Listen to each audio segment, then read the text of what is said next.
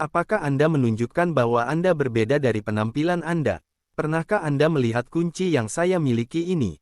Saya yakin Anda belum melakukannya karena Anda tidak pernah memiliki kesempatan untuk mengendarai BMW sepanjang hidup Anda. Lampu depan BMW mewah di belakangnya berkedip-kedip begitu dia membuka kunci mobil menggunakan remote control setelah menyelesaikan pertanyaan retorisnya. Jonathan tertawa terbahak-bahak dan berkomentar, "Hah, sejak kapan orang lain mulai menganggap BMW sebagai kendaraan mewah? Aku bahkan tidak menginginkannya jika kamu menawariku satu." Beraninya dia memamerkan sesuatu yang nilainya kurang dari $500.000 di depanku. Apakah itu rasa banggamu berbicara? Apakah Anda tahu berapa biaya ini?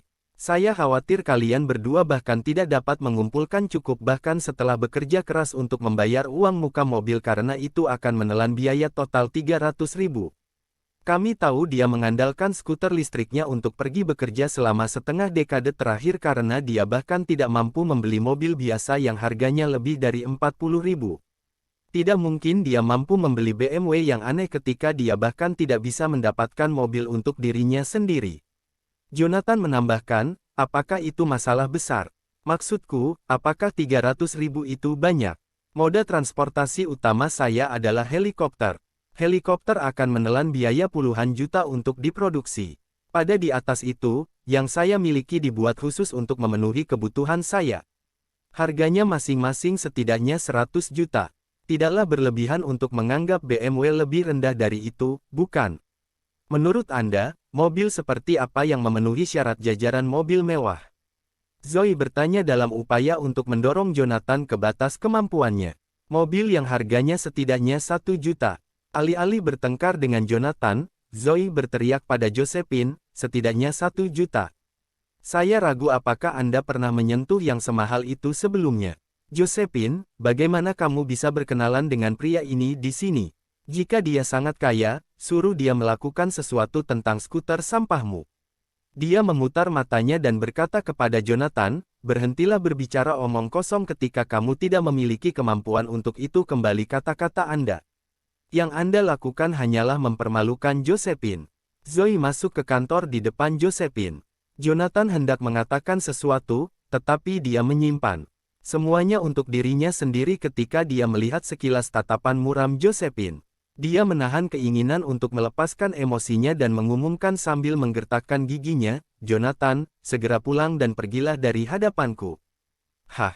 Ada apa, Josephine? Kebingungan Jonathan tertulis di seluruh wajahnya. Josephine tidak bisa lagi menahan amarahnya. Dia berteriak, apakah kamu serius bertanya padaku mengapa? Aku tidak tahan lagi, Jonathan. Kapan Anda akan berhenti menggertak dan melebih-lebihkan sesuatu? Itu bukan gertakan. Saya juga tidak melebih-lebihkan. Aku benar-benar ingin membelikanmu mobil.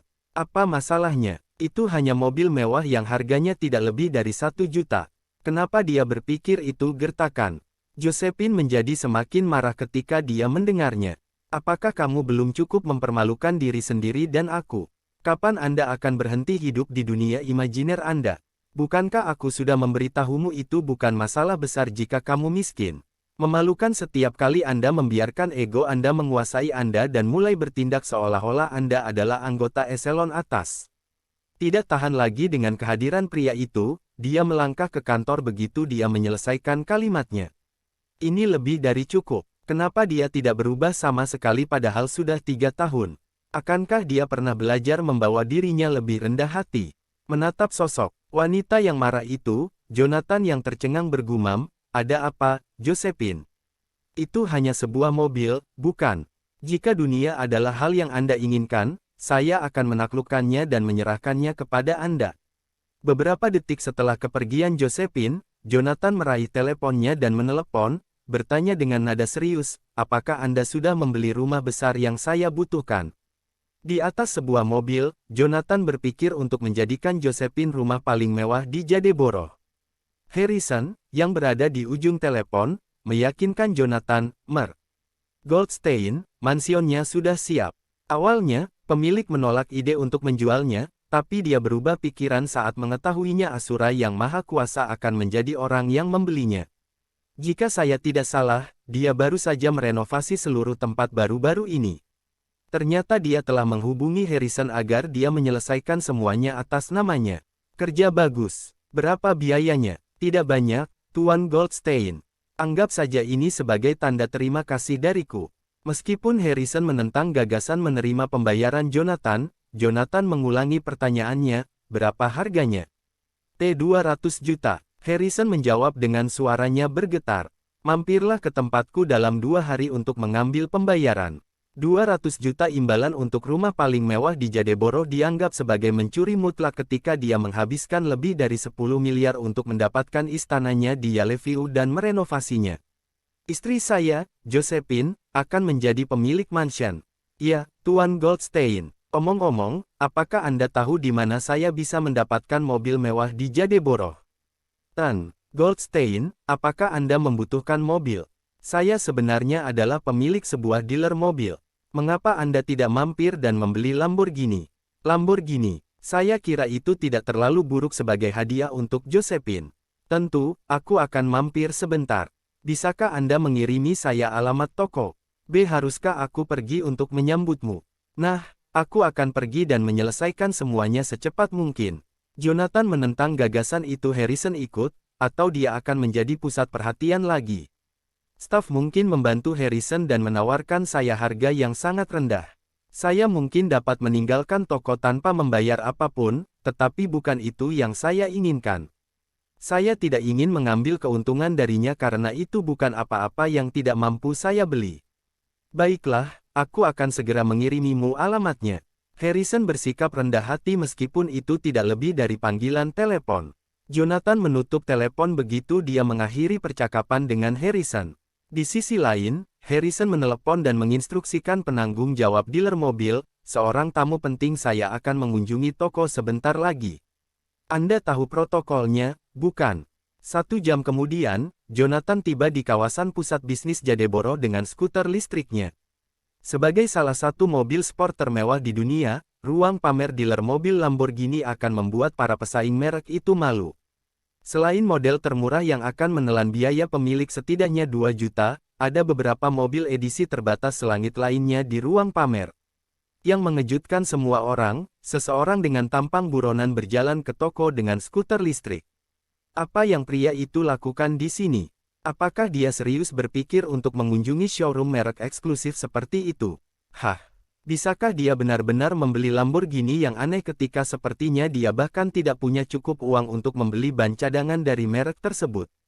Mungkin dia hanya tukang ledeng atau teknisi. Anda tidak berpikir dia memiliki lebih dari beberapa ratus, bukan? Dia bau. Aku bisa mencium baunya saat kita terpisah beberapa kaki satu sama lain. Orang-orang di sekitar Jonathan terlibat dalam diskusi. Panas lainnya tak lama setelah dia menepi di pintu masuk ruang pamer.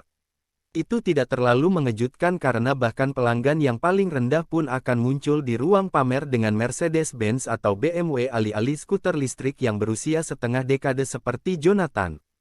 Beberapa menit setelah dia memarkir skuter listriknya, Audrey, seorang asisten penjualan yang sombong, menghalangi jalannya dan bertanya, "Hei, apa yang kamu lakukan di sini?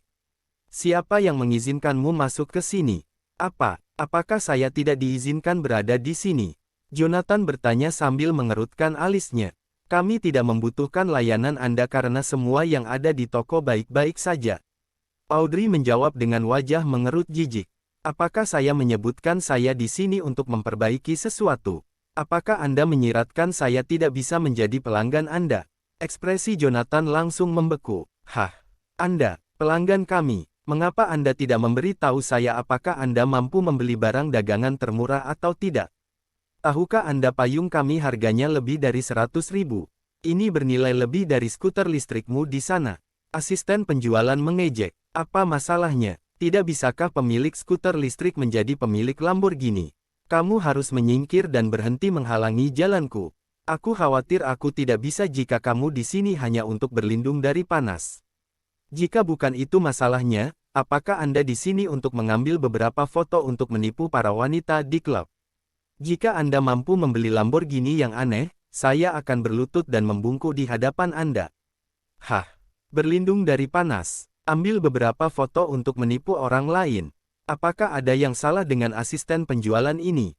Wajah Jonathan menjadi gelap karena kesal, dia tidak tahan dihina orang lain ketika dia tidak akan pernah mengandalkan tipu muslihat kecil seperti itu untuk membuat orang lain terbuka kepadanya.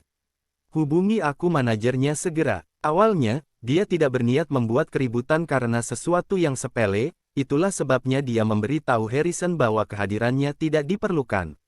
Namun, dia tidak tahan lagi dengan wanita sombong yang memandang rendah dirinya. Hah, manajerku tidak punya waktu untuk orang sepertimu. Dia hanya punya waktu untuk calon pemilik Lamborghini. Jika Anda tidak melihat diri Anda keluar, saya akan meminta penjaga keamanan untuk menunjukkan jalan keluar. Asisten penjualan berbalik dan berteriak, bisakah seseorang menunjukkan jalan keluar dari sini kepada pengemis ini? Penjaga keamanan bergegas keluar dari toko dengan tongkat mereka begitu mereka mendengar Audrey. Salah satu dari mereka bertanya, apakah Anda yakin tidak akan pergi? Anda lebih baik tidak meminta pertanggungjawaban kami atas hal-hal menunggu Anda. Mereka mengira Jonathan ada di sana untuk mengambil beberapa foto untuk akun media sosialnya. Dengan demikian, Jonathan berbeda dari orang-orang sok yang pernah mereka temui sebelumnya.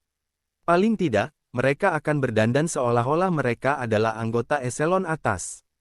Sebaliknya, Jonathan bahkan tidak repot-repot mengenakan pakaian terbaiknya dan muncul tanpa berganti pakaian. Kau mencoba mengusirku, kita akan lihat apakah bosmu Harrison punya nyali untuk mengalahkanku, apalagi kamu. Saat Jonathan hendak mengambil teleponnya, dia mendengar lengkingan klakson mobil dari belakangnya. Maserati merah menepi di pintu masuk dealer mobil sebelum seorang pria muda turun mobil. Dia merengut melihat skuter listrik beberapa meter jauhnya dan bertanya, sejak kapan toko tersebut memasukkan skuter listrik sebagai salah satu barang dagangan mereka. Jelas itu adalah ucapan sarkastik yang dimaksudkan untuk mempermalukan Jonathan. Di sisi lain, Audrey menyapa pemuda itu dengan senyum lebar, "Halo, Pak. Selamat datang, silakan ikut dengan saya." Hanya butuh beberapa detik baginya untuk mengubah ekspresinya ketika dia benar-benar muak dengan kehadiran Jonathan beberapa saat yang lalu. Dari mana datangnya skuter listrik ini? Hancurkan dan buang di suatu tempat. Sungguh memalukan. Pria muda itu berjalan angkuh ke dalam toko alih-alih terlibat dalam percakapan dengan Jonathan. Audrey meyakinkannya, saya akan menyelesaikannya secepat mungkin. Dia memelototi penjaga keamanan di sebelahnya dan bertanya, berhentilah berdiri diam dan bawa dia dan skuter listriknya segera. Iya, kemarahan Jonathan tertulis di seluruh wajahnya.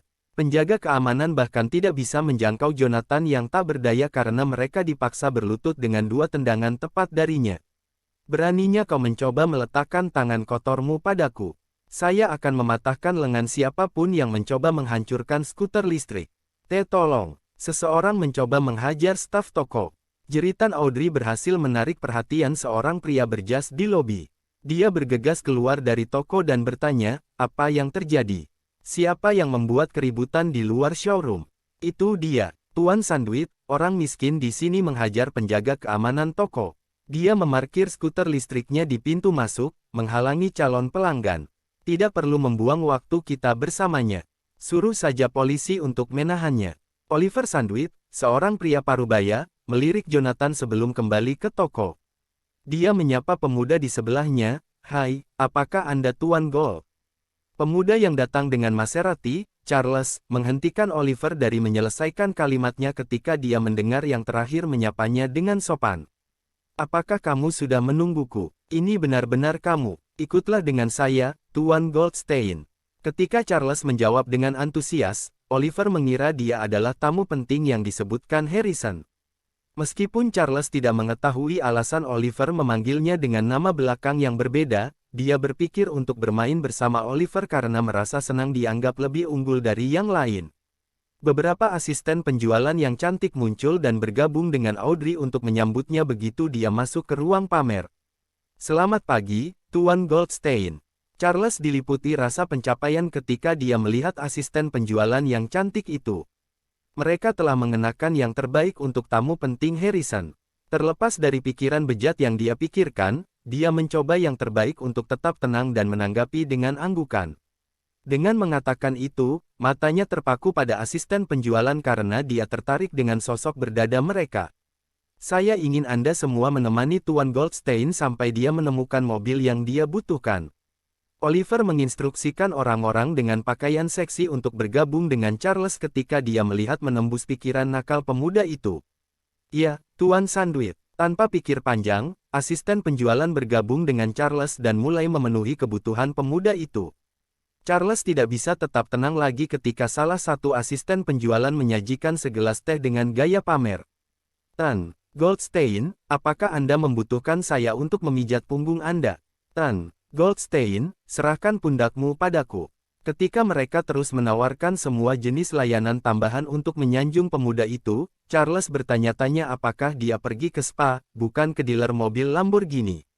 Molly Suci, saya tidak akan membeli Maserati yang aneh jika saya mengetahui layanan ekstensif yang tersedia di sini. Dia tetap duduk saat asisten penjualan terus menyajikan segelas tehnya, membuatnya senang melalui sesi pijat yang luar biasa setara dengan spa terbaik di Jadeboro.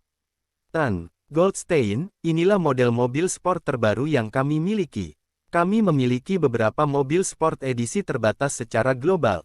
Anda hanya selangkah lagi untuk menjadi pemilik mobil eksklusif di Canaya. Edisi terbatas secara global. Charles menjawab dengan anggukan puas saat melihat mobil edisi terbatas yang disebutkan di atas di sekelilingnya. Dia senang dengan desain yang unik dan ramping. Setelah beberapa detik pertimbangan, dia bertanya, berapa biayanya? Menanggapi pertanyaan Charles, Audrey mulai memperkenalkan mobil-mobil eksotis itu kepada pemuda itu, saya yakin Anda tidak mampu membelinya.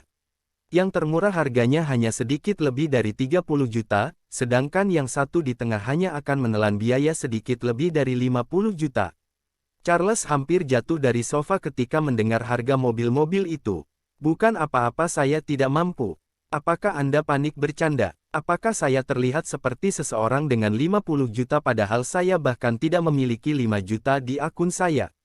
Maserati saya adalah mobil yang diperbarui dari orang lain. Asisten penjualan yang cantik ini adalah satu-satunya alasan saya membawanya bersama saya. Itu adalah sesuatu yang saya butuhkan untuk menyerang mereka. Begitu dia mengumpulkan pikirannya, dia bertanya, bagaimana dengan yang di sana? Saya khawatir itu tidak cocok untuk seseorang yang berprestasi seperti Anda, Tuan Goldstein. Itu hanya biaya sedikit lebih dari 8 juta, jawabnya dengan nada merdu ketika mendengar Charles bertanya tentang harga mobil sport yang lebih rendah. Itu tidak cocok untuk seseorang yang berprestasi seperti saya.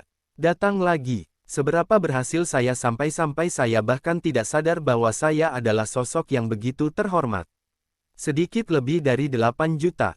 Ya Tuhan, juga, bisakah dia berhenti membuatnya terdengar seolah-olah 8 juta bukan masalah besar? Apakah dia menunjukkan bahwa dia dapat membeli satu jika dia mau? Charles mengepalkan tinjunya untuk tetap tenang. Dia bertanya, apakah ada alternatif yang lebih murah yang tersedia? Ya, Audrey mengangkat alisnya dengan bingung dan tergagap saat mendengar Charles. Beberapa detik setelah dia sadar kembali, dia bertanya untuk memastikan dia tidak mendengar hal-hal, yang termurah harganya sedikit lebih dari 2 juta, tetapi apakah Anda yakin itu baik-baik saja karena itu adalah model yang sudah ketinggalan zaman? Hah, yang termurah akan menelan biaya saya sedikit lebih dari 2 juta juga. Charles berada di ambang kehilangan akal sehatnya. Wajahnya berkerut karena dia hanya memiliki 1 juta untuk dibelanjakan meskipun dia adalah pewaris keluarga yang relatif kaya. Dia tahu dia tidak mampu mempermalukan dirinya sendiri setelah sangat dihormati oleh staf dealer mobil. Dia berdeham dan mengumumkan dengan suara pelan, jika itu masalahnya, belikan aku mobil termurah yang ditawarkan toko. Apakah Anda yakin tidak apa-apa, Tuan Goldstein? Bukankah terlalu memalukan bagi seseorang yang berprestasi seperti Anda? Itu hanyalah salah satu usahaku untuk tetap rendah hati.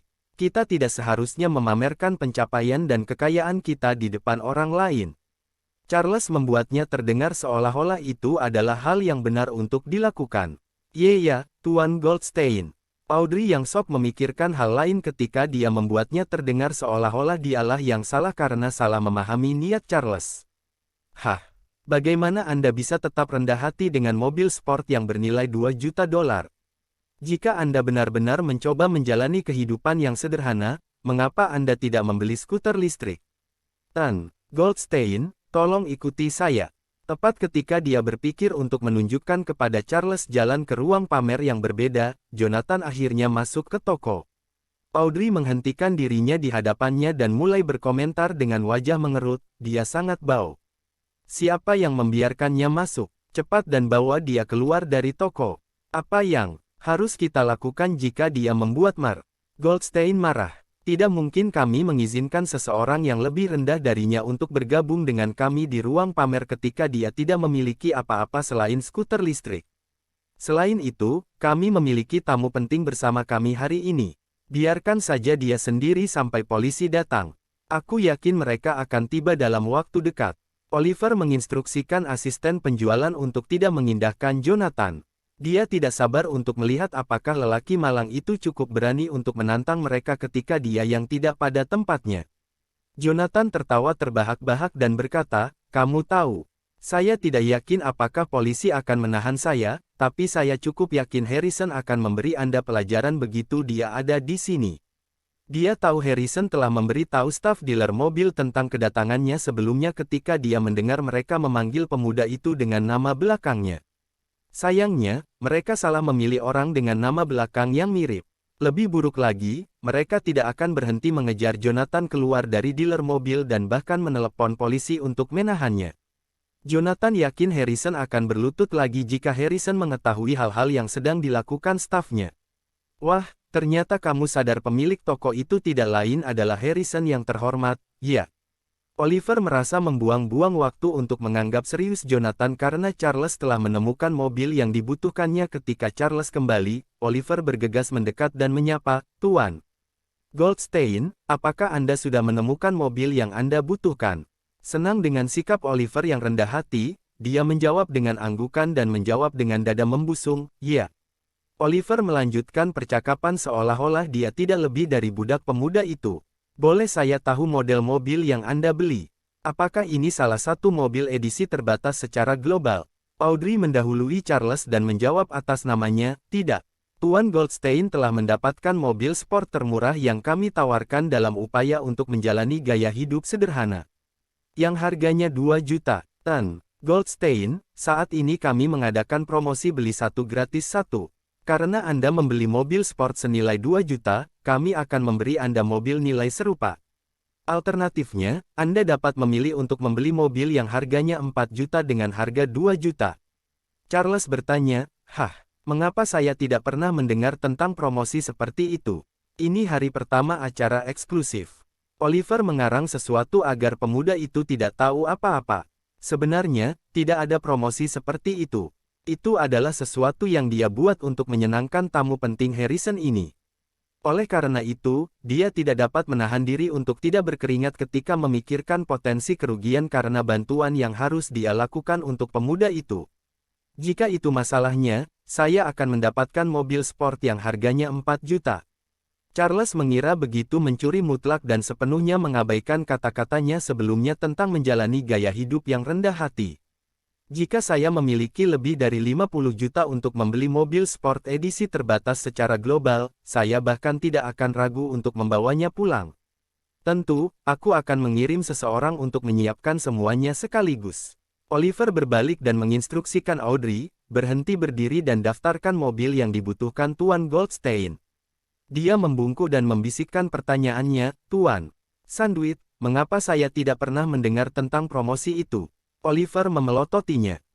Bukankah sudah jelas? Itu hanyalah sesuatu yang saya buat untuk menyanjung tamu penting kita ini. Cepat dan bereskan semuanya. Dia seseorang yang sangat dihormati, bos. Memastikan tidak ada yang salah, atau aku memberimu makan ikan di Sungai Goda. Tan Sandwich, dia sama sekali tidak terlihat seperti real deal. Dia telah bertemu dengan pelanggan serupa yang tak terhitung jumlahnya dari keluarga yang relatif kaya seperti Charles. Sebagian besar dari mereka ada di sana untuk mendapatkan mobil termurah yang ditawarkan toko untuk memenuhi rasa bangga mereka. Kamu harus menyimpannya untuk dirimu sendiri. Siapa lagi selain dia? Anda tidak mencoba memberi tahu saya bahwa pria dengan skuter listrik adalah yang kami cari, bukan? Memelototinya setelah pertanyaan retorisnya, dia mendesak, "Mengapa polisi belum datang? Periksa mereka dan lihat apakah mereka ada di sekitar." Singkirkan pengecut ini dari pandanganku secepat mungkin. Oliver sangat marah dengan kehadiran Jonathan di ruang pamer, menurutnya memalukan bagi toko kelas atas seperti itu. Orang lain mungkin menganggap toko mereka sebagai dealer mobil kelas 2 atau sesuatu dengan Jonathan di toko. Ya, Tuan Sandwich. Dia tidak mengindahkan Jonathan dan kembali ke sisi Charles dengan senyum sok. Tan Goldstein, tolong ikut aku. Ketika dia bergabung dengannya di ruang pamer mobil sport seharga 4 juta, dia menemukan yang cocok dalam beberapa menit.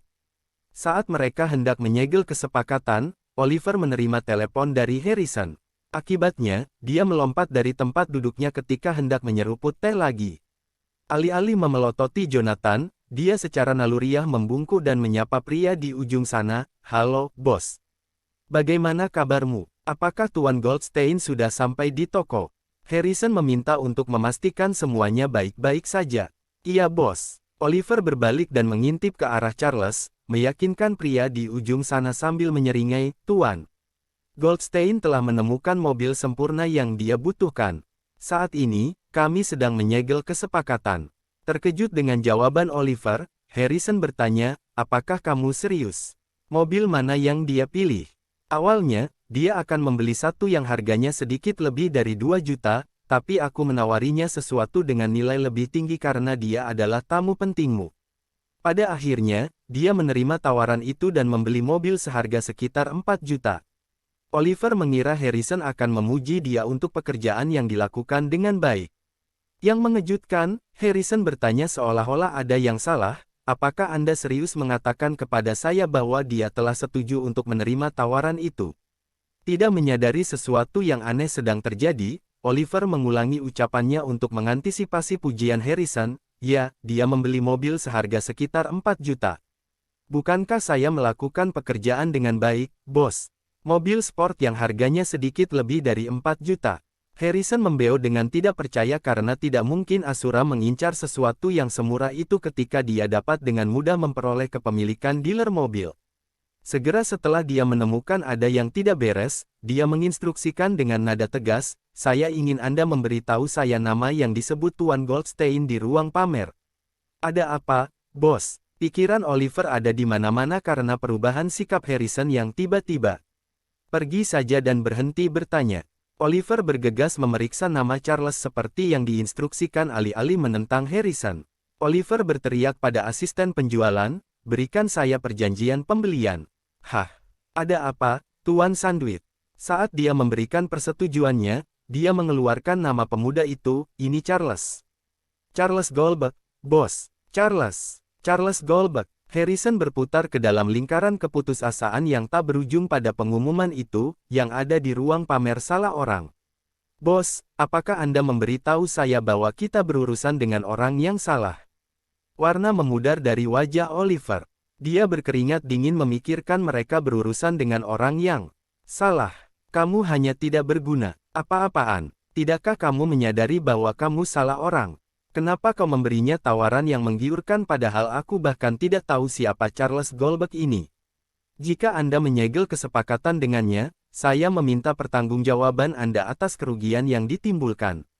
Segera setelah Harrison menutup telepon, pikiran Oliver menjadi kosong ketika kakinya menyerah dan dia jatuh ke tanah.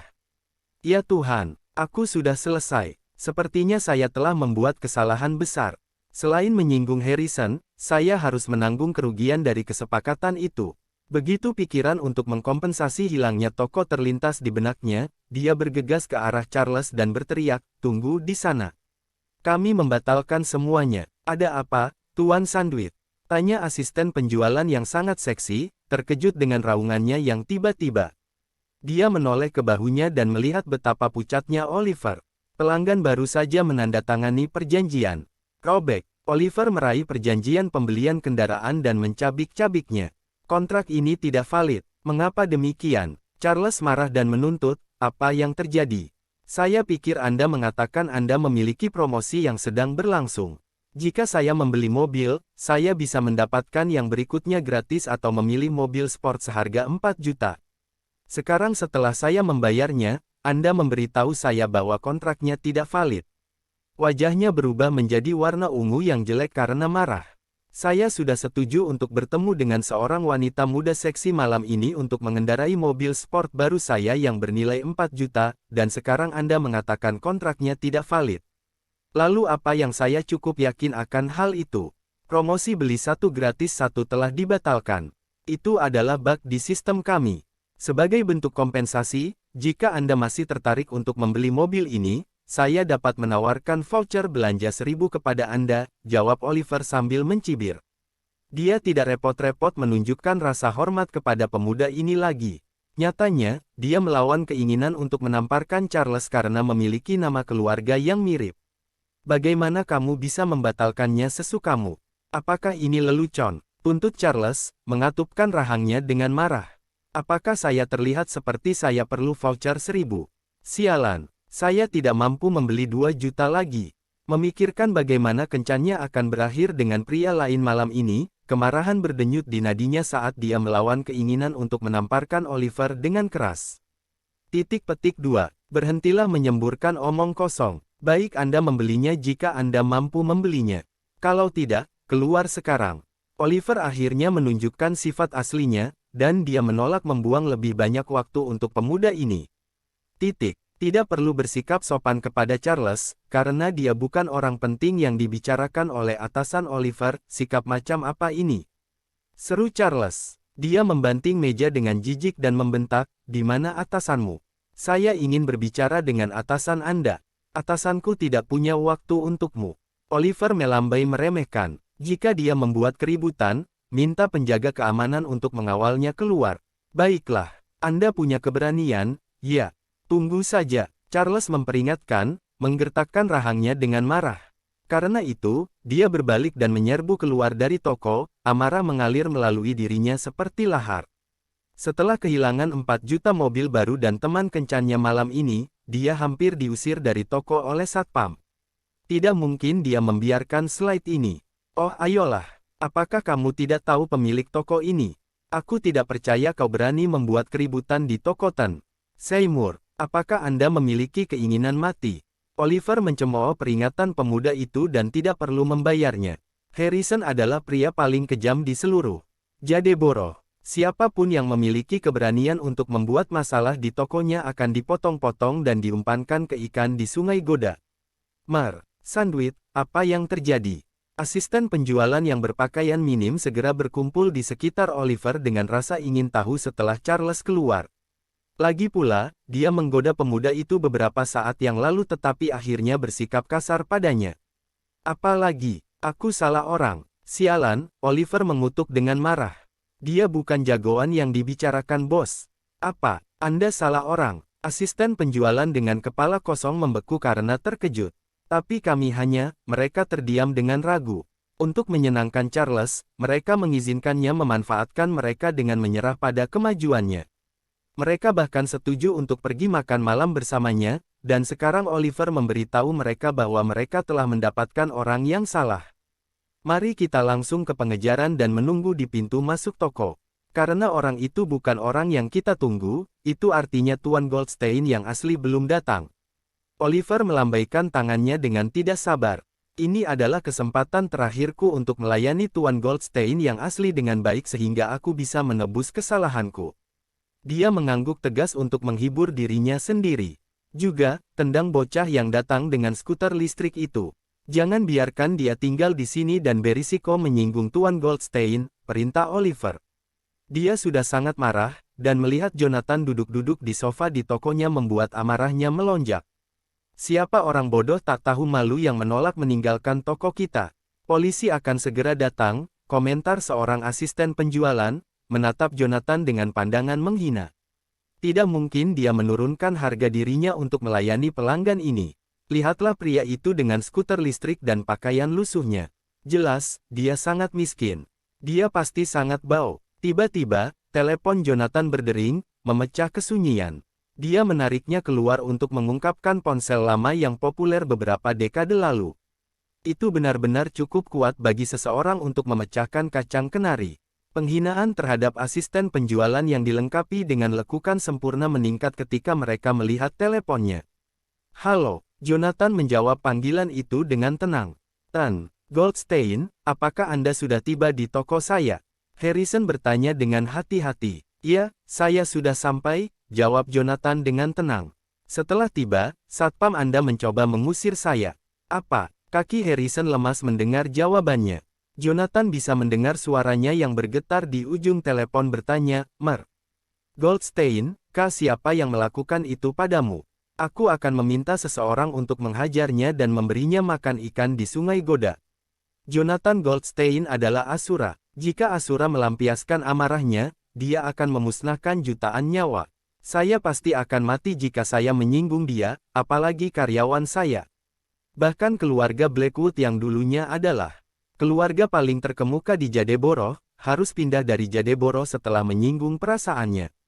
Mereka tidak diizinkan menginjakkan kaki di kota seumur hidup mereka. Harrison tahu tempatnya, karena dia tidak berpengaruh atau sekuat keluarga Blackwood. Apakah penting siapa yang tidak menghormati saya? Jonathan terkekeh. Mereka adalah karyawanmu, Harrison. Mereka mendengarkan perintah Anda. Beraninya toko Anda menolak saya masuk dan meminta satpam untuk mengusir saya. Suaranya dingin tapi mengancam. Dia menyimpulkan, sepertinya saya tidak pantas masuk ke dealer mobil Anda, Harrison.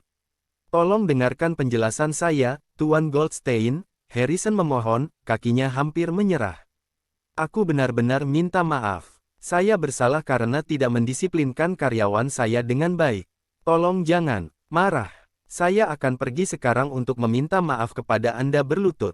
Tidak perlu untuk itu. Karena saya tidak layak memasuki toko Anda, saya tidak akan membeli apapun di sini. Karena itu, Jonathan memotong garis tanpa ragu-ragu dan pergi. Tepat ketika dia berdiri, telepon Oliver mulai berdering. Dering, dering, dering, dering. Nada dering yang menggelegar membuat semua orang terkejut. Oliver berhenti memelototi Jonathan dan melirik ponselnya. Dia hampir menjatuhkan teleponnya karena ketakutan pada ide penelepon yang muncul di layar. Halo bos, dia menjawab panggilan itu dengan hati-hati. Jangan panggil aku seperti itu. Aku bukan bosmu. Harrison meraung begitu panggilan tersambung. Beraninya kau mengusir Tuan Goldstein dari tokoku. Kemarahan terlihat jelas dalam suaranya. Saya mengusir Tuan Goldstein. Oliver memucat mendengar kata-katanya. Aku bahkan tidak melihat Tuan Goldstein hari ini. Bagaimana saya bisa mengusirnya? Bos, Tuan Goldstein ada di sini. Oliver melihat sekeliling dengan panik, mencoba mencari tahu apakah dia ada di sini. Satu-satunya orang di toko itu adalah pria yang datang dengan skuter listrik. Tentu saja, Harrison menggonggong dengan marah. Saya akan memberi Anda 1 menit untuk meminta maaf kepada Tuan Goldstein atau memotong anggota tubuh Anda dan melompat ke Sungai Goda untuk menebus diri Anda sendiri. Jika Tuan Goldstein meninggalkan toko kami sebelum saya tiba, saya akan mengambil hidup Anda secara pribadi. Dia kemudian memotong garis itu dengan tiba-tiba. Oliver merasa penglihatannya menjadi gelap ketika dia menyadari Harrison baru saja menutup teleponnya. Puan Sandwich, ada apa? Asisten penjualan wanita berkumpul di sekelilingnya dan bertanya dengan prihatin. Minggir, minggir. Dia mendorong mereka pergi dengan tidak sabar dan mengejar Jonathan. Apakah kamu menghentikanku untuk pergi? Tuntut Jonathan saat Oliver muncul di hadapannya, terengah-engah. Tidak, dengarkan aku, Tuan Goldstein. Tanpa peringatan, Oliver berlutut di depan Jonathan. Itu adalah pemandangan yang mengejutkan bagi semua orang di toko. Apakah Oliver Sandwich, manajer sebuah dealer mobil Lamborghini, berlutut di depan seorang pria yang datang dengan skuter listrik? Bukankah dia meminta satpam untuk mengusir pria ini lebih awal? Kenapa dia berlutut sekarang? Betapa mengejutkan. Tuan Sandwich, apa yang kamu lakukan? Asisten penjualan yang menggairahkan bergegas menghampirinya dan bertanya dengan panik, mengapa kamu berlutut di hadapannya? Ya, Tuan Sandwich, Anda pasti salah orang. Pria yang datang dengan skuter listrik ini jelas bukan Tuan Goldstein. Yang lain menimpali. Iya, dia sangat miskin, tidak seperti Tuan Goldstein. Para wanita cemberut menolak untuk mempercayainya. Mereka telah melihat banyak tokoh berpengaruh dalam pekerjaan ini. Tak satu pun dari orang-orang hebat yang mereka layani berpakaian lusuh seperti Jonathan dan datang ke dealer mobil mereka dengan skuter listrik. Tutup saja, Oliver berteriak, wajahnya merah karena marah. Benar-benar sekelompok idiot. Tidak bisakah mereka melihat saya dalam masalah? Mengapa mereka menambahkan bahan bakar ke api sekarang?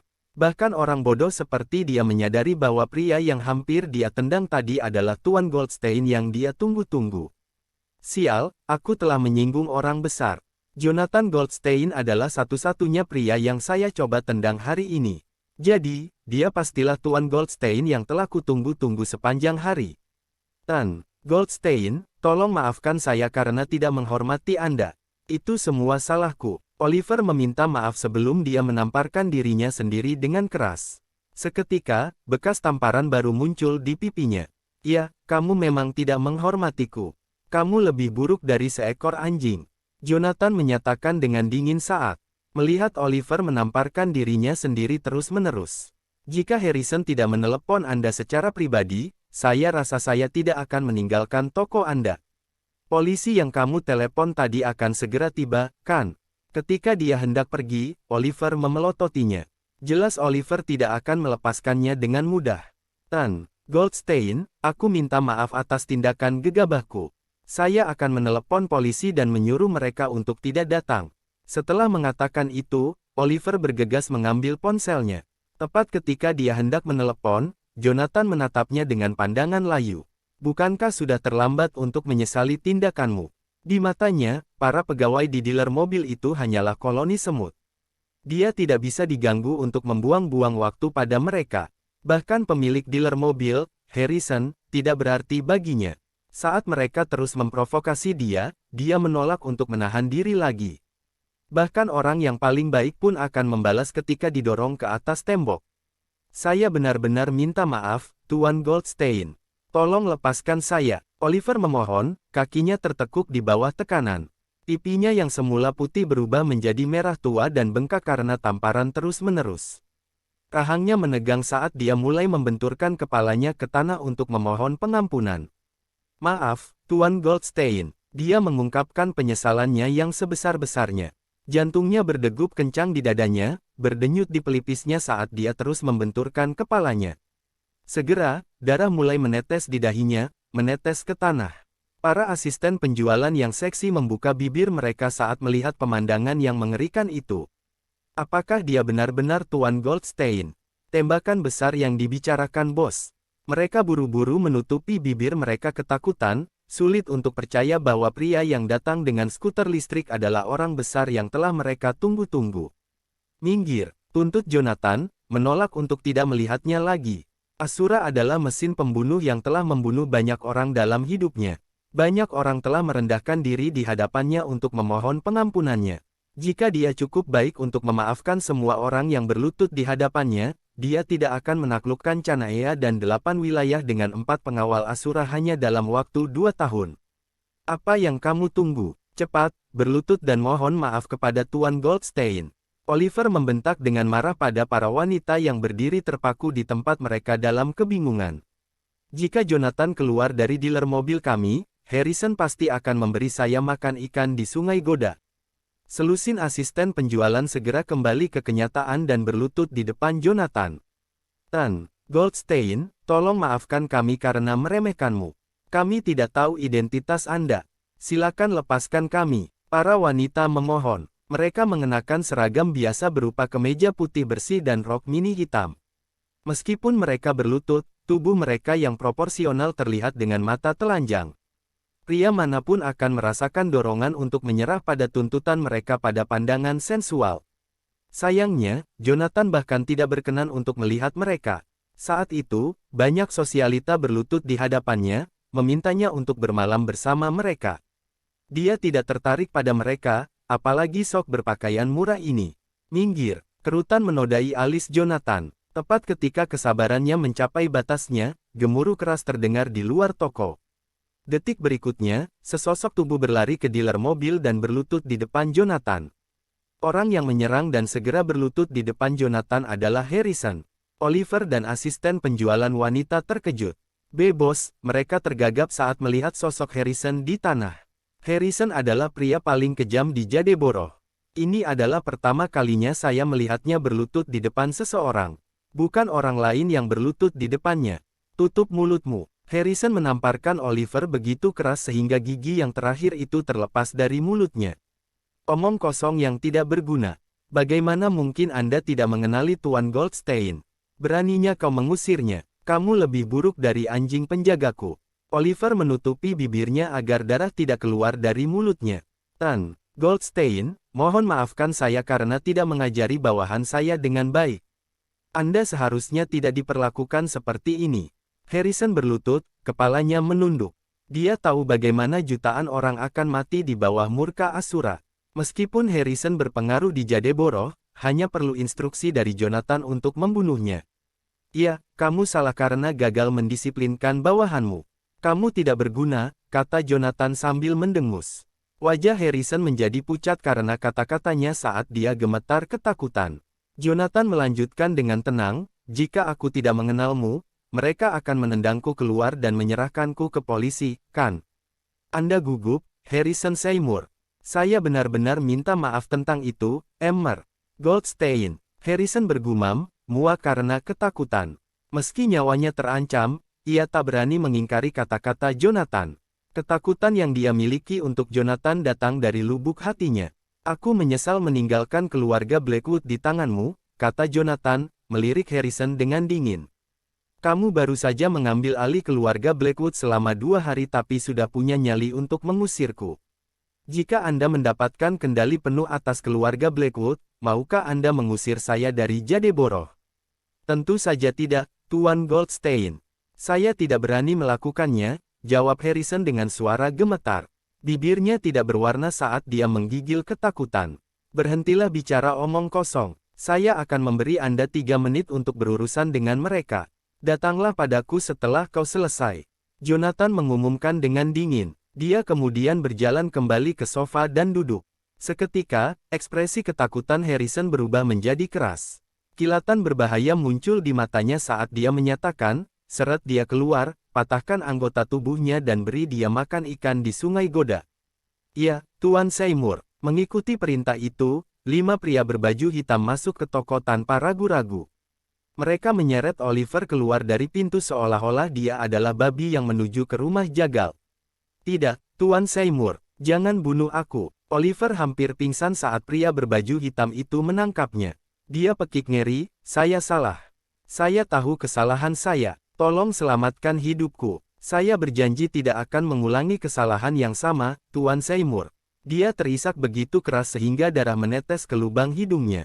Sayangnya, Harrison bahkan tidak meliriknya dan hanya melambaikan tangan. Pria berbaju hitam segera menyeretnya keluar tanpa ampun. Tak lama kemudian, teriakan memekakkan telinga menembus udara. Para wanita yang masih berlutut di tanah memucat ketakutan.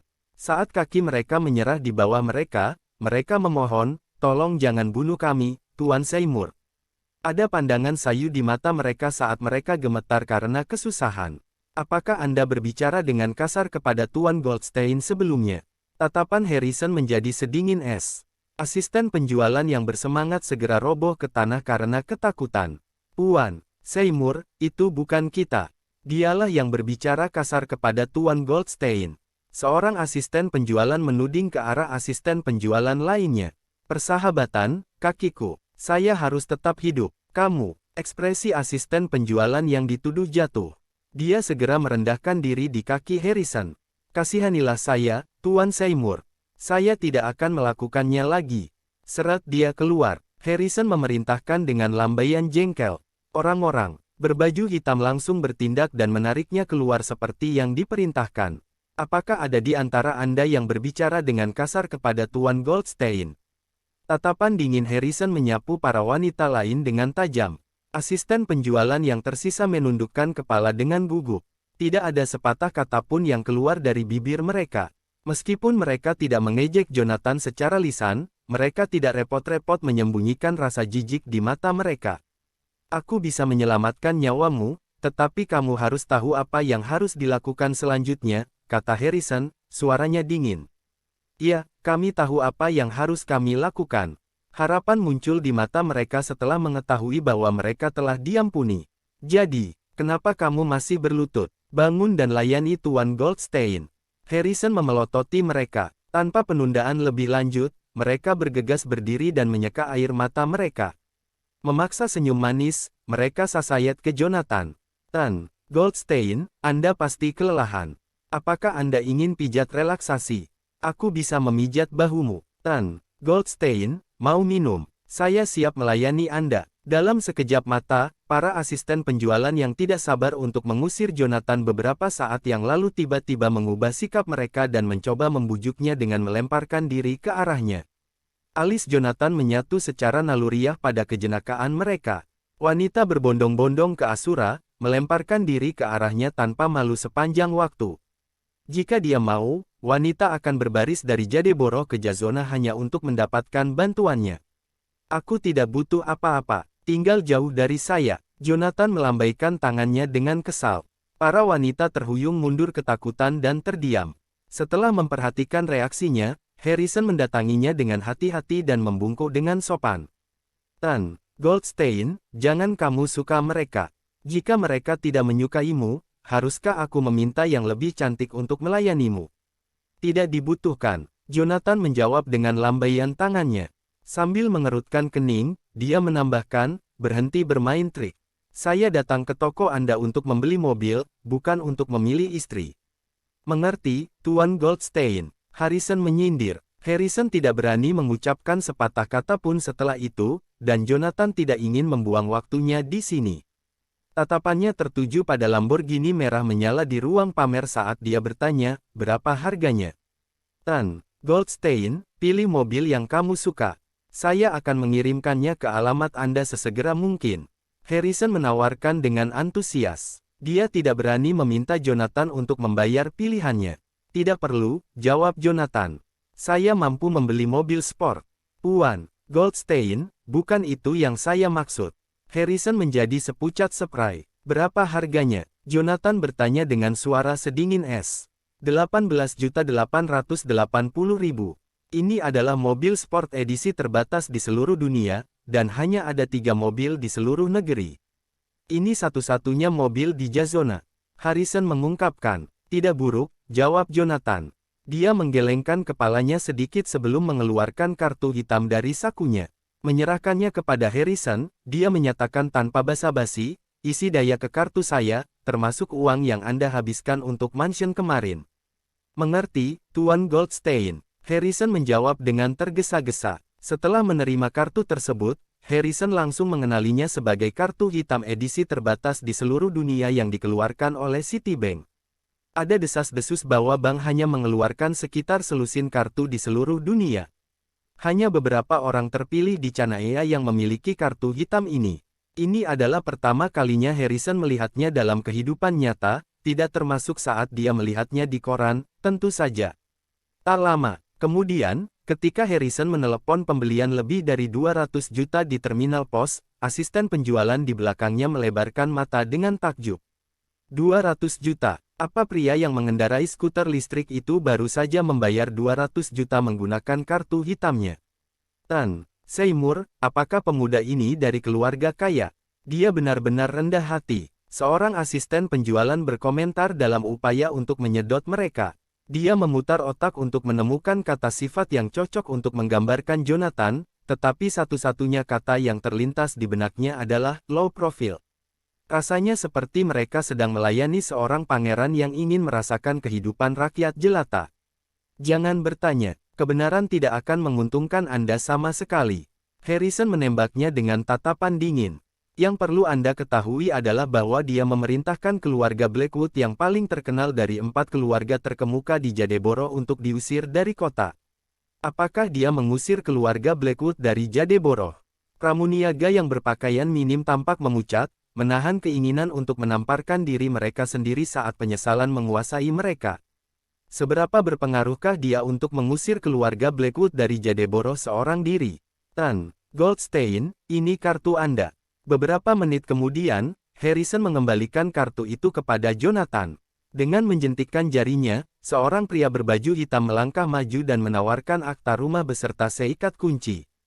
Tan, Goldstein, ini kunci villa nomor 1 di Edenic Heights. Saya telah mentransfer akta tersebut kepada istri Anda, Josephine Smith. Kapan kamu akan pindah? Tanya Harrison dengan sopan setelah menyerahkan akta rumah dan kunci kepada Jonathan. Saya tidak yakin. Jonathan menggelengkan kepalanya. Itu akan tergantung pada apakah Josephine bersedia tinggal bersamanya. Dia tidak ingin pindah ke mansion sendirian. Aku akan mengirim seseorang untuk membersihkan tempat itu setiap hari. Beritahu saya jika Anda siap untuk pindah, kata Harrison dengan kepala tertunduk. Goldstein, haruskah saya meminta seseorang untuk mengemudikan mobil Anda kembali ke rumah Anda? Tidak, Jonathan menggelengkan kepalanya. Aku akan mengendarainya kembali sendiri. Saya butuh bantuan Anda untuk mengantarkan skuter listrik saya kembali ke Brocade Park, katanya setelah pertimbangan singkat. Tidak masalah, Tuan Goldstein. Harrison berjanji. Dia menunjuk ke salah satu asisten penjualan dan memerintahkan, dapatkan mobil sport dan antarkan skuter listrik Goldstein kembali ke Brocade Park. Iya bos. Wanita itu segera menjawab dengan anggukan singkat. Dia berjalan pergi, sepatu hak tingginya berbunyi klik di lantai. Segera, Lamborghini merah menyala berhenti di pintu masuk dealer mobil. Harrison melanjutkan dengan bertanya, Tuan Goldstein, apakah Anda memerlukan sopir? Tentu saja tidak, jawab Jonathan sambil membuka pintu Lamborghini. Di tahun-tahun ekspedisinya, semua pesawat tempur, helikopter bersenjata, dan kapal perang siap membantunya. Seringkali, dia harus mengantar mereka berkeliling.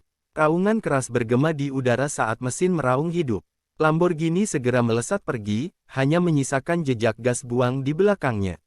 Ini lebih baik untuk bermanuver dibandingkan dengan helikopter bersenjata, kata Jonathan dalam perjalanan pulang. Hanya butuh beberapa menit baginya untuk mengetahui tombol kontrol Lamborghini merah sepenuhnya. Mobil sport itu menarik perhatian banyak orang yang lewat. Jonathan melaju ke depan tanpa melirik mereka. Setelah mengetahui waktu pulang kerja Josephine, dia menghentikan mobil di jalan dekat kantornya dan menyalakan sebatang rokok untuk menghabiskan waktu yang tersisa. Lihat, bukankah ini model Lamborghini terbaru? Seru seorang pejalan kaki dengan penuh semangat. Temannya menjawab, ya, memang. Saya mendengar bahwa hanya ada 3 dari mereka di seluruh Canaya. Hanya ada 1 di Jazona. Ini juga model edisi terbatas di seluruh dunia. Model edisi terbatas di seluruh dunia. Kalau begitu, itu pasti sangat mahal, kan? Saya pikir yang termurah adalah 15 juta. Model dengan spesifikasi lengkap harganya 18.880.000. Apa? 18.880.000. Itu sangat mahal. Sekelompok gadis mengobrol dengan gembira saat melihat Lamborghini merah menyala. Sebagai sekelompok orang yang tidak berpengalaman, ini adalah pertama kalinya mereka melihat mobil sport yang begitu indah. Mereka tidak bisa membayangkan berapa 18.880.000 itu.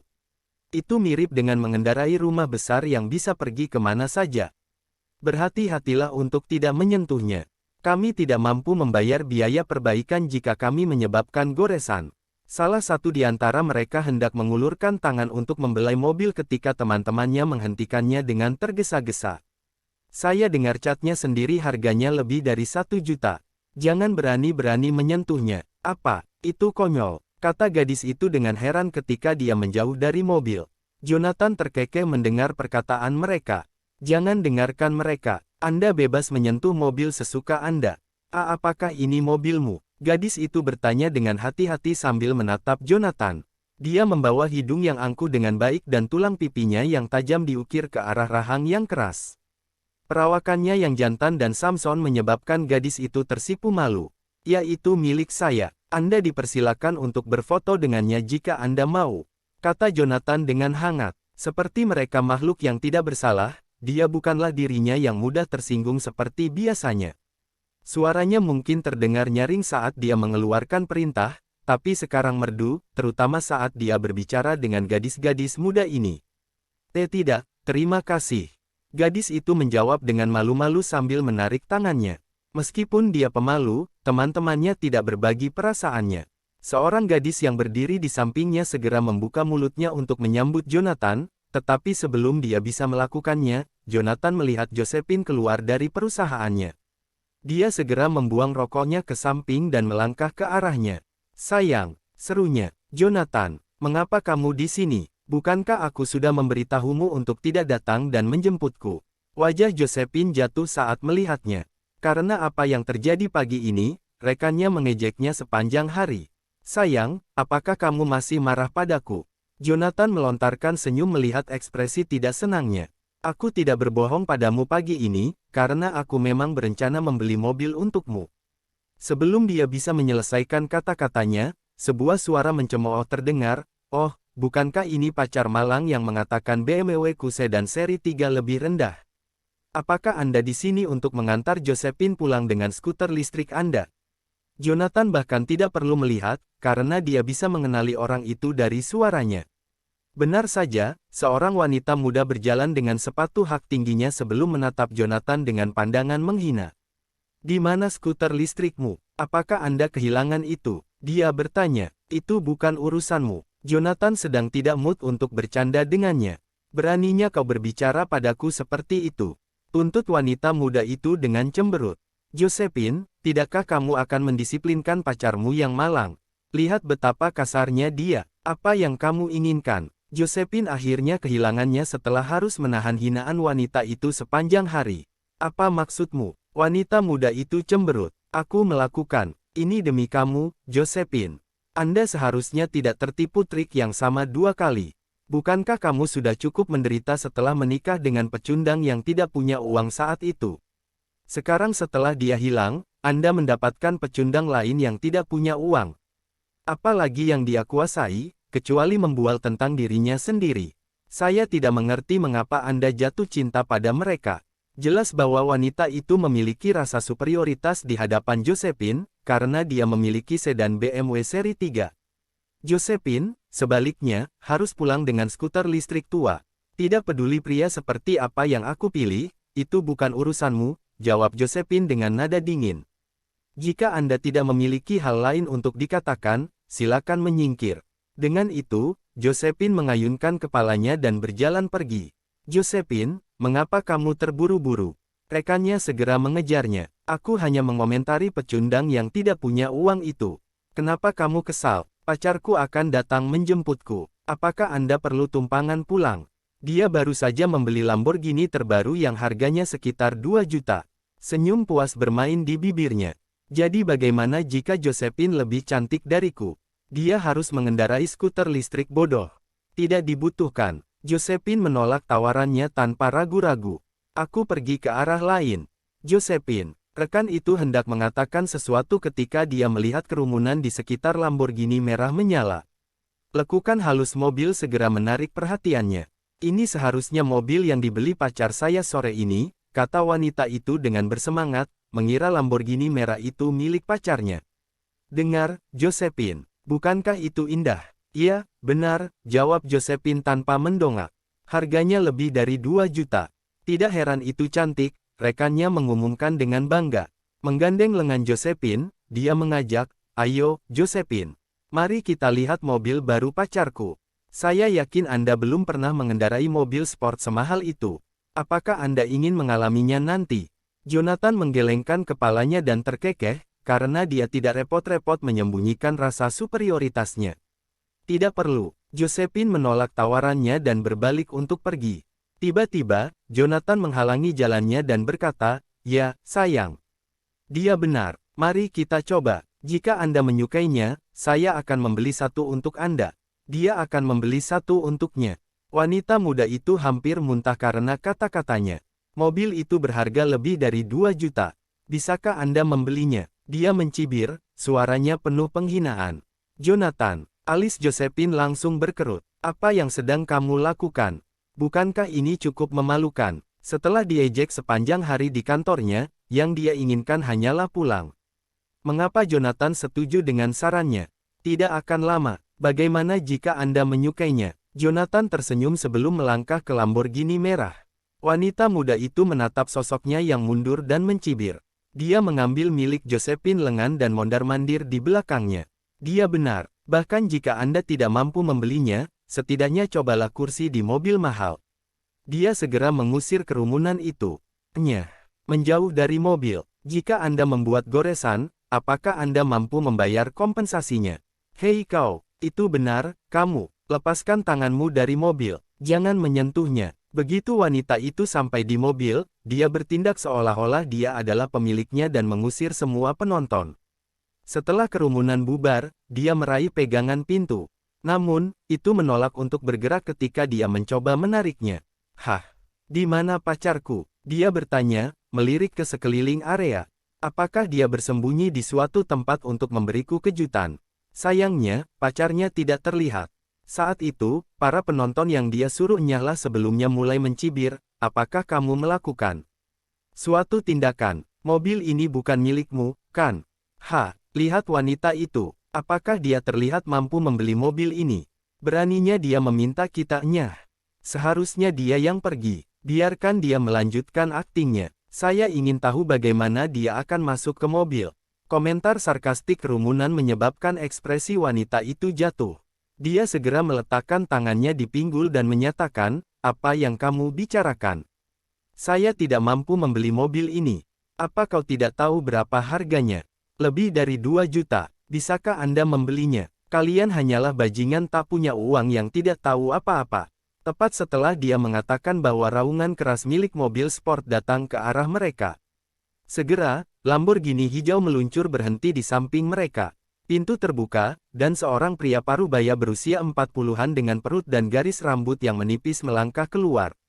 Sayang, wanita muda itu melompat ke pelukannya dan memeluk perutnya yang besar. Sayang, kenapa kamu membeli 2 Lamborghini? Dia bertanya dengan nada genit. 2 mobil, pria parubaya itu mengulangi dengan bingung. Apa maksudmu? Saya hanya membeli 1. Ekspresi wanita itu berubah muram dalam sekejap. Dia menunjuk Lamborghini merah dan bertanya, sayang, kamu tidak membeli Lamborghini ini. Tentu saja tidak, jawab pria itu sambil melirik Lamborghini merah itu. Seketika, matanya membelalak kaget. Apakah ini mobil sport Lamborghini edisi terbatas di seluruh dunia? Mobil sport edisi terbatas di seluruh dunia. Ulang wanita itu, suaranya bergetar. Pasti mahal, kan? Mahal. Pria parubaya itu mengejek. Bahkan jika Anda cukup kaya untuk membeli mobil ini, tidak tersedia untuk semua orang. Hanya ada 10 di seluruh dunia dan hanya 3 di Canaya. Di Jazona, hanya ada 1 yang tersedia untuk dijual. Mobil itu sendiri berharga 18.880.000. Termasuk semua spesifikasi, biaya, dan pajak, pemilik harus membayar lebih dari 25 juta. Pajak pembelian kendaraan itu sendiri menelan biaya 2 juta. Apa? Pajak pembelian kendaraan sendiri harganya 2 juta. Semua orang memucat mendengar informasi itu, karena 2 juta cukup untuk membeli rumah di daerah perumahan kelas atas. Seseorang dapat membeli rumah dengan membayar pajak pembelian kendaraan untuk membeli mobil ini.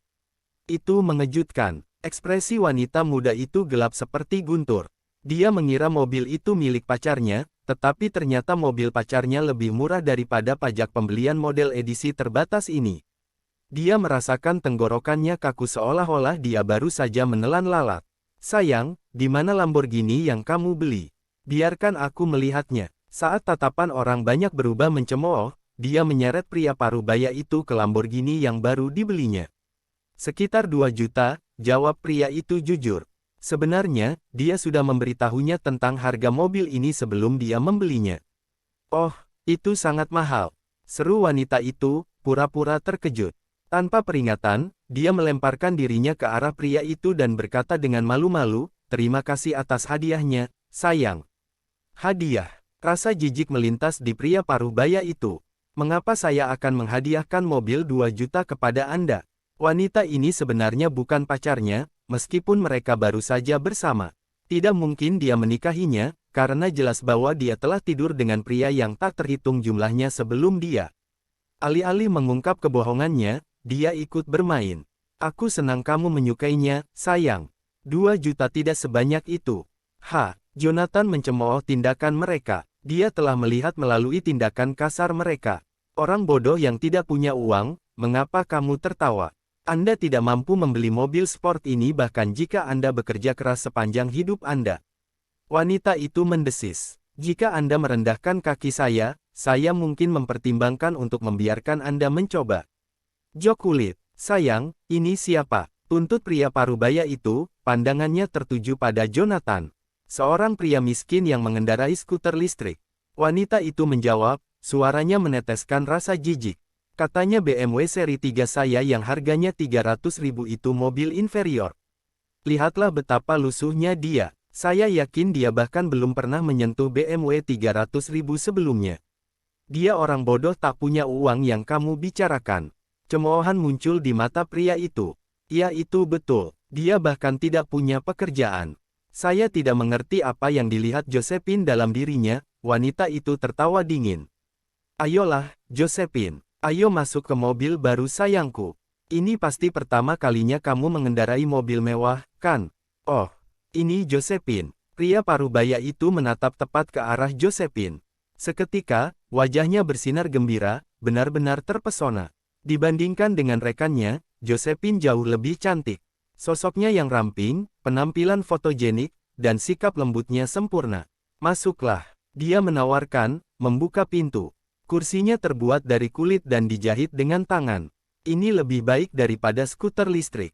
Tidak, terima kasih. Josephine menggelengkan kepalanya. Saya lebih suka skuter listrik saya.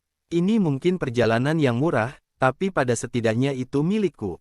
Karena itu, dia menjentikkan kepalanya ke belakang dan memerintahkan, Jonathan, ayo pergi.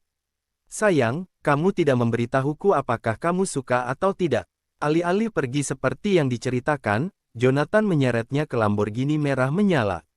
Apakah kamu suka mobil ini, sayang? Apa yang kamu inginkan? Bentak Josephine, kehilangan kesabarannya. Dia awalnya menemukan alasan untuk meninggalkan rekannya, yang terus menghina mereka, tetapi Jonathan bersikeras untuk membawa mereka ke sini dan memberi kesempatan kepada rekannya untuk terus menyiksa mereka. Apa yang dia mau? Bukankah ini cukup memalukan? Untuk melihat mobilnya, tentu saja, jawab Jonathan riang. Bukankah aku berjanji untuk memberimu hadiah jika itu sesuai dengan keinginanmu? Sebelum Josephine bisa mengatakan apa-apa, rekannya tertawa terbahak-bahak. Apakah aku mendengarmu dengan benar? Anda akan menghadiahkan Josephine sebuah mobil sport edisi terbatas di seluruh dunia. Ya itu betul. Apakah ada masalah? Tanya Jonathan dengan kening berkerut. Bisakah kamu membelinya? Kamu sangat miskin. Saya pikir Anda tidak mampu membeli ban meskipun Anda bekerja keras sepanjang hidup Anda, jawab wanita itu sinis. Tidak mungkin dia mampu membeli mobil seharga 18.880.000 ini, pikirnya dengan bangga. Itu bukan urusanmu, jawab Jonathan, semakin tidak sabar dengan provokasi wanita yang tak henti-hentinya. Anak muda, perhatikan nada bicaramu. Pria parubaya itu menyatakan ketika dia menjangkau Jonathan. Melihat aksinya, tatapan Jonathan menjadi beku. Apakah kamu akan memukulku? Dia menantang. Hanya perlu satu pandangan darinya untuk menghentikan pria parubaya itu di jalurnya. Tatapannya sangat menakutkan. Rasanya seperti aku telah dijatuhi hukuman mati. Mengabaikan hama yang mengganggu, Jonathan meraih tangan Josephine. Sayang, abaikan mereka. Mari kita lihat mobil itu. Sayangnya, Josephine mendorongnya dengan paksa sebelum dia bisa menyentuhnya. Jonathan Goldstein, itu sudah cukup. Berapa lama Anda akan melakukan tindakan? Dia menuntut, tumbuh semakin marah. Sayang, aku tidak menggertak. Aku hanya ingin menunjukkan mobilnya padamu, jawab Jonathan dengan jengkel. Tidak ada yang perlu dilihat. Bahkan jika itu cantik, itu tidak ada hubungannya dengan kita. Kami tidak mampu membelinya, bentak Josephine. Dia sudah muak dengannya. Aku tidak percaya. Dia berpura-pura kaya padahal dia hanya seorang pengangguran dan pecundang. Ini hadiah untukmu. Jonathan menjawab tanpa daya. Saya ingin ini menjadi kejutan.